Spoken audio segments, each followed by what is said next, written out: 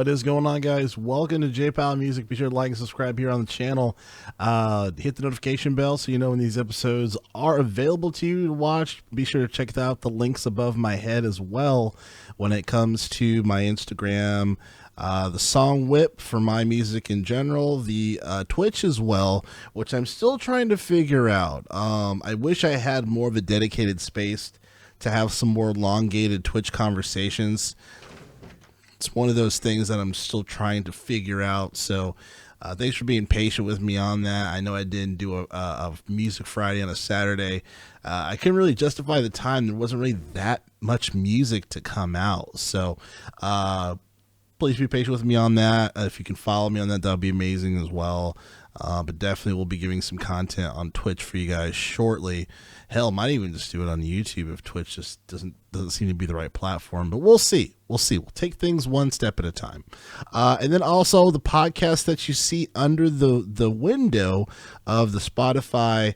I do a lot of podcasts, surprise, just like a lot of other people, but very proud of these. I think these are really entertaining. Check these out when you get the chance. The Gamers for Life podcast, the 440 Guitar podcast, Rap Chat podcast, and the Music Buds video game podcast, interview podcast. A bunch of artists that I've spoken to. I spoke to Michael Jackson's guitarist, Orianthi, or I just say that because a lot of people know her that way. I spoke to the Roots guitarist, Kirk Douglas. I spoke to a lot of really dope people, so check that out. Rap Chat podcast. I converse with a bunch of really dope artists and MCs. Gamers for Life podcast. I'm a gamer, surprise, surprise. I do a gaming news podcast with my friend Arthur Thomas. And then the Music Buds. It's our unfiltered album review podcast. We just reviewed Bright Individual and Alan Nimbus's project, Nostalgic Beginnings. Pretty cool. So anyway, that's enough That's enough me promoting other stuff.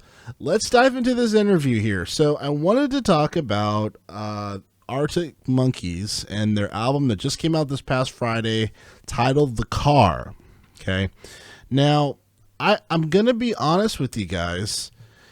You know, I've spoken to you guys before about Arctic Monkeys a little bit as far as the conversation when it comes to my favorite Arctic Monkey albums. Whatever people say I am, that's what I'm not. That's my favorite Arctic Monkeys album. I think that's their first official debuted album, or commercial album, I should say.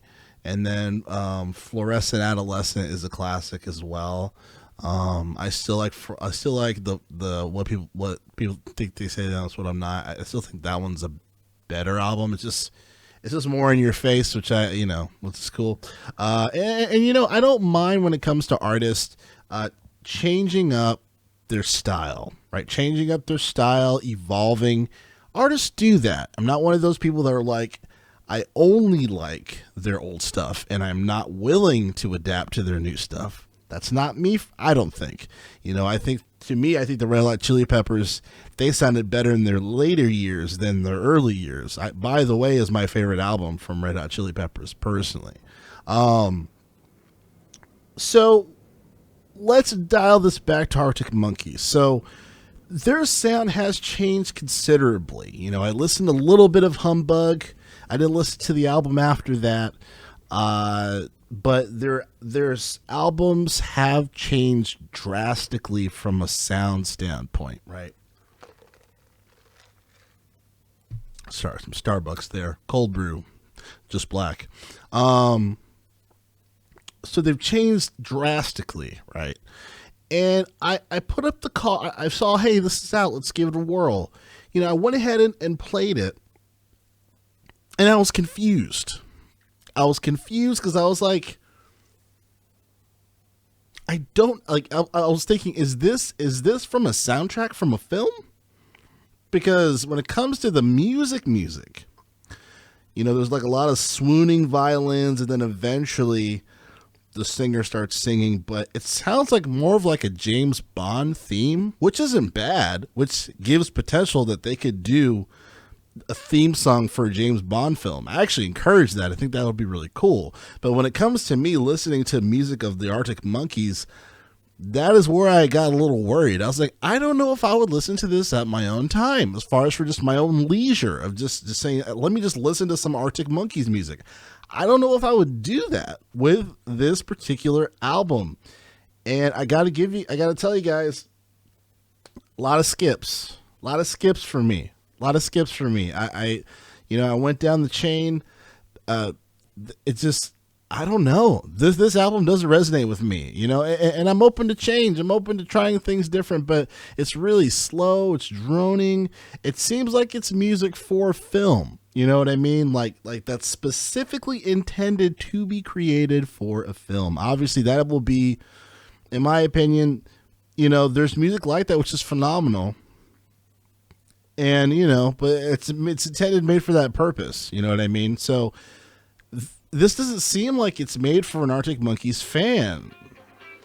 Sorry about that. This doesn't seem like it's made for an Arctic Monkeys fan. You know what I mean? So I don't understand. It doesn't sound bad. The quality is good, but when it comes to a band making music for your fans, and maybe they're making it for their fans, maybe they're just making it to make it, I don't understand this. I don't like it. So I'll be very upfront. I don't like the album. I don't think it's. I'm not a big fan, unfortunately. But I was trying to dive into the intent, the purpose of, like, what did they hear that maybe I'm not hearing, right? Because I listened to that Death Cab for Cutie album, Asphalt Meadows. Great album. I think it's very, very good. Is it a I want to say Signs, but it's not Signs. Is it a Plans? No. You know what I mean? Absolutely not. Plans is their best album. It always will be, in my opinion. It's just that classic where it's like, you can't top this. You cannot. And that's fine. But Asphalt Metals is a very, very strong album. There's only one song where I really didn't like, and it dragged on way too long for me, but a very enjoyable listen. Hell, even The War on Drugs, their latest album, I Don't Live Here Anymore. It's not A Deeper Understanding. A Deeper Understanding is a classic album to me, and it's a brilliant album. But Deeper Understanding to me, it's a much better listen than this. And then to compare it to that, maybe it's not fair. But I'm trying to make a comparison as far as, at least the music they made for that, they intended for people to listen to it. You know what I mean? I don't even feel like they intended their fans to listen to this music in this manner. And just a regular, I'm going to listen to Arctic Monkeys now. It seems like they made this music for themselves and said, oh, here's some music that we made. That's kind of what it seems like, because I don't see. I have a few folks that are Arctic Monkeys fans. A few of my friends are Arctic Monkeys fans. I don't know if they would like this. I don't think they would. I haven't had the conversation with them yet, so once I do, I'll get back to you. But I'm like 99%. Well, I'm not that certain. 80% certain that they're not going to nearly think it's something that they would just bump per se. So.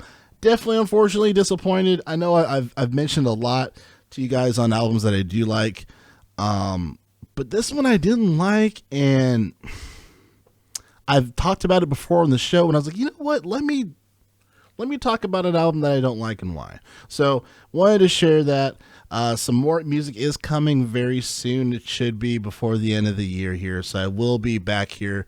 Again, thanks for watching, and be sure to like and subscribe here on the channel. J Powell Music. I'll check you guys next video.